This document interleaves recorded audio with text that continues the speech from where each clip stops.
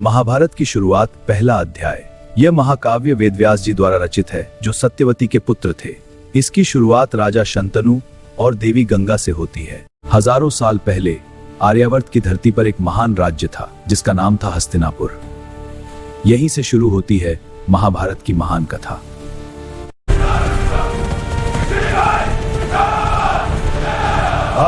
जंगल हमारी प्रतीक्षा कर रहा है।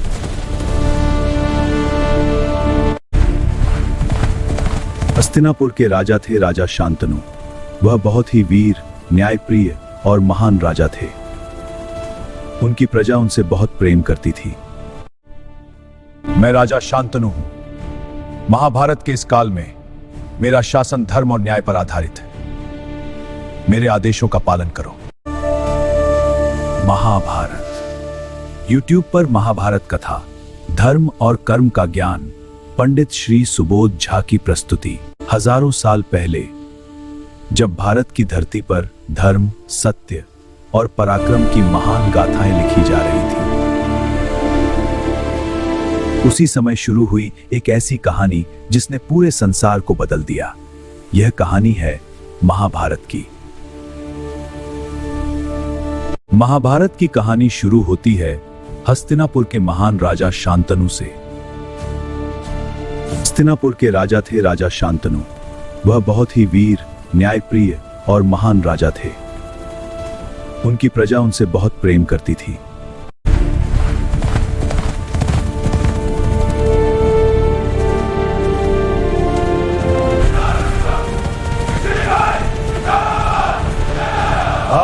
जंगल हमारी प्रतीक्षा कर रहा है। एक दिन राजा शांतनु शिकार करते हुए गंगा नदी के किनारे पहुंचे और वहीं उन्होंने देखा एक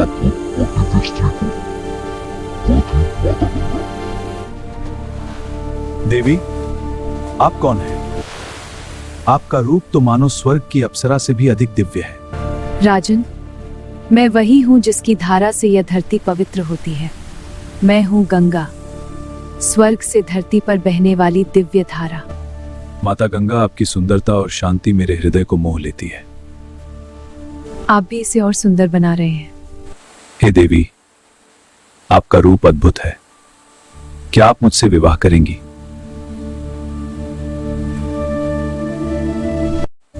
मैं विवाह के लिए तैयार हूँ, लेकिन मेरी एक शर्त है। आप कभी भी मुझसे कोई प्रश्न नहीं पूछेंगे।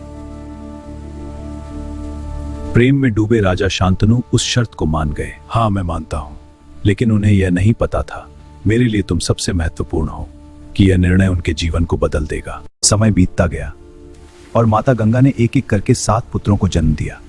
राजा शांतनु सब कुछ देखते रहे, क्योंकि उन्होंने प्रश्न न करने का वचन दिया था।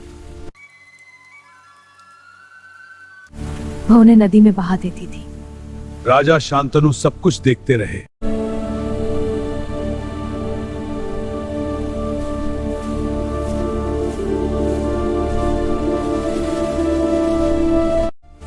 यह 8वां पुत्र है शांतनु।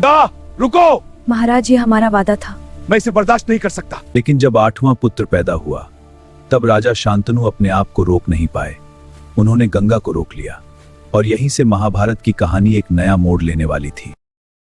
आखिर माता गंगा अपने ही बच्चों को नदी में क्यों बहा रही थी, और 8वां पुत्र कौन था? जानने के लिए देखिए महाभारत का अगला एपिसोड।